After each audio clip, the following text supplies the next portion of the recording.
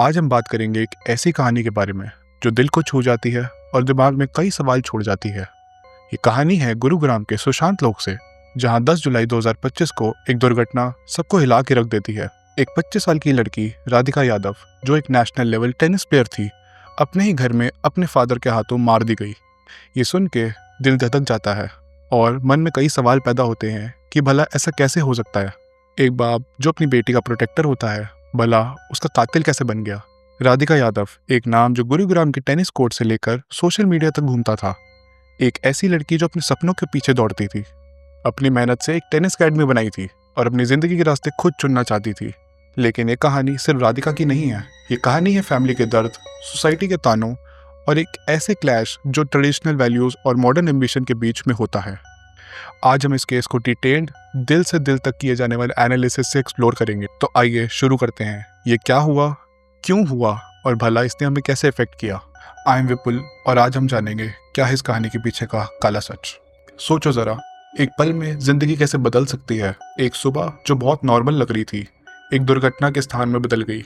एक लड़की जो अपने किचन में अपनी माँ का बर्थडे के लिए खाना बना रही थी, कैसे उसी घर में अपनी जिंदगी खो बैठी। ये कहानी सिर्फ राधिका की नहीं है, ये हर उस शख्स की है जो अपने सपनों के लिए लड़ता है, और हर उस फैमिली की है जो सोसाइटी के प्रेशर में टूट जाती है। चलो इस कहानी के स्कोप और पर्पस के बारे में समझते हैं।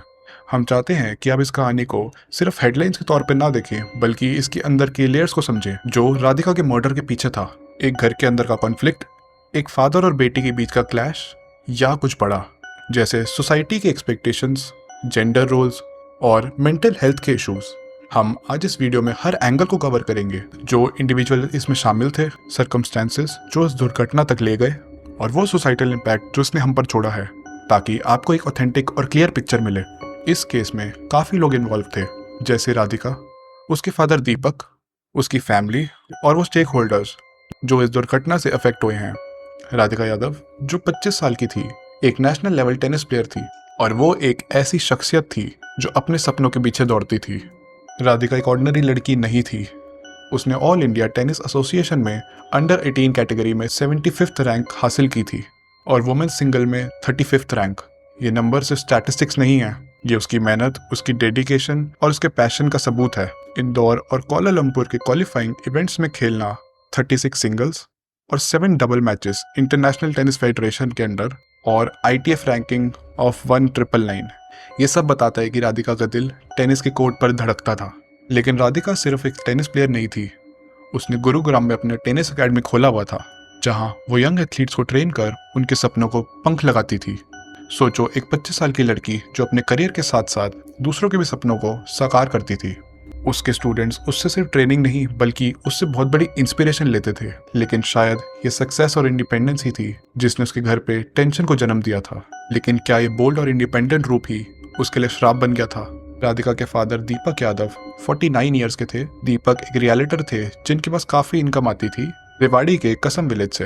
इतना फाइनेंशियली स्टेबल होने के बाद भला ऐसा क्या हुआ कि उन्होंने अपने हाथों से ही अपनी बेटी पे गोली चला दी। क्या वजह थी जो एक फादर ने अपनी बेटी के खिलाफ ऐसा कदम उठाया। पुलिस के अकॉर्डिंग दीपक को सोसाइटी के ताने सहने पड़ते थे कि वो अपनी बेटी के इनकम पर जी रहा है। एक ऐसा ताना जो शायद एक ट्रेडिशनल इंडियन फादर की ईगो को चोट पहुंचा सकता था। लेकिन क्या ये ताने इतने बड़े थे कि एक जिंदगी छीन लें। राधिका अपने घर के किचन में अपनी माँ के बर्थडे के लिए खाना बना रही थी। उसके हाथों में एक चाकू और एक बाउल था, और वो काफ़ी खुश थी अपने दिन के प्लान्स के बारे में सोच सोच के। लेकिन उसी पल उसके फादर दीपक यादव एक लाइसेंस्ड .32 बोर रिवॉल्वर हाथ में लेकर किचन में आते हैं, और फिर बूम, एक गन शॉट, फिर दूसरा, तीसरा और चौथा, 4 बुलेट्स सब राधिका की चेस्ट में। ये सीन सोचकर ही दिल धड़क जाता है। एक घर जहाँ प्यार होना चाहिए था, वो एक क्राइम सीन बन चुका था। अब एक बड़ा सवाल ये आता है कि गन शॉट कैसे और क्यों हुए। पुलिस के अकॉर्डिंग दीपक ने 5 गन शॉट फायर किए थे, जिसमें से 4 राधिका को लगे और चारों ही उसकी चेस्ट में। लेकिन यहाँ एक ट्विस्ट है। शुरुआती रिपोर्ट्स में कहा गया कि बुलेट्स उसके पीछे से, यानी बैक से एंटर हुई थी। लेकिन ऑटोप्सी रिपोर्ट जो गुरुग्राम के सिविल हॉस्पिटल ने दी थी कि सारी बुलेट्स फ्रंट से, यानी उसके चेस्ट से एंटर हुई हैं। ये कॉन्ट्रडिक्शन क्या बताती है? क्या दीपक ने अपनी बेटी के सामने खड़े होकर गोली चलाई थी, या फिर इनिशियल रिपोर्ट्स में कुछ कंफ्यूजन थी? ये मिस्ट्री इस केस को और कंफ्यूजिंग बनाती है और हमें सोचने पर मजबूर करती है कि सीक्वेंस ऑफ इवेंट्स आखिर था क्या। तो चलो उस मोमेंट में वापस चलते हैं। राधिका किचन में है और दीपक रिवॉल्वर के साथ आता है। शॉट्स फायर होते हैं और राधिका खून से लथपथ जमीन पे गिर जाती है। इस पल का दर्द सोचकर ही रूह कांप जाती है। लेकिन ये दर्द सिर्फ राधिका का नहीं था। उस घर में 2 और लोग थे जो इस दुर्घटना के हिस्से बने। राधिका की मां मंजू देवी, जो उस टाइम फर्स्ट फ्लोर पे थी जब उन्होंने ये सारे गन शॉट सुने, लेकिन उन्हें लगा कि ये प्रेशर कुकर का ब्लास्ट है। सोचो जरा, एक माँ के लिए ये कितना शॉकिंग होगा जब उसे पता चला कि ये कुकर नहीं बल्कि उसकी बेटी की जिंदगी खत्म होने की आवाज थी। मंजू देवी ने ये बयान दिया कि पहले उनको ये आवाज बहुत ही एक आम आवाज लगी जो डेली लाइफ में रोज होती है, लेकिन जब वो नीचे आई तब जाके उन्हें ये हकीकत समझ आई। ये डिटेल बहुत छोटी सी लगती है लेकिन इसमें बहुत बड़ा ह्यूमन एलिमेंट है। हम में से कितने लोग हैं जैसी छोटी छोटी आवाज़ों को इग्नोर कर देते हैं? कभी सोचा है कि ये छोटी छोटी आवाज़ें हमारी ज़िंदगी बदल सकती हैं? फिर आते हैं राधिका के अंकल कुलदीप यादव, जो ग्राउंड फ्लोर पर रहते थे। जब गन शॉट की आवाज़ गूंजी, कुलदीप ने तुरंत ही रिएक्ट किया। वो स्टेयर्स चढ़ किचन तक आए और वहां उन्होंने देखा राधिका अपने ही खून में डूबी हुई थी। ये मोमेंट सोचकर ही दिल बैठ जाता है। कुलदीप ने 1 सेकंड ना वेस्ट करते हुए तुरंत ही गुरुग्राम के एशिया मरिंगा हॉस्पिटल में ले गए। लेकिन वहां डॉक्टर्स ने जो कहा वो किसी के लिए भी सुनना आसान नहीं था। राधिका अब नहीं रही। क्या कुलदीप के मन में ये सवाल नहीं उठा होगा कि अगर वो थोड़ा जल्दी कर पाते तो शायद कुछ बदल जाता? हॉस्पिटल के रिपोर्ट्स के अकॉर्डिंग राधिका को डेड ऑन अराइवल डिक्लेयर किया था। ये एक ऐसा मोमेंट था जहाँ समय रुक सा गया था।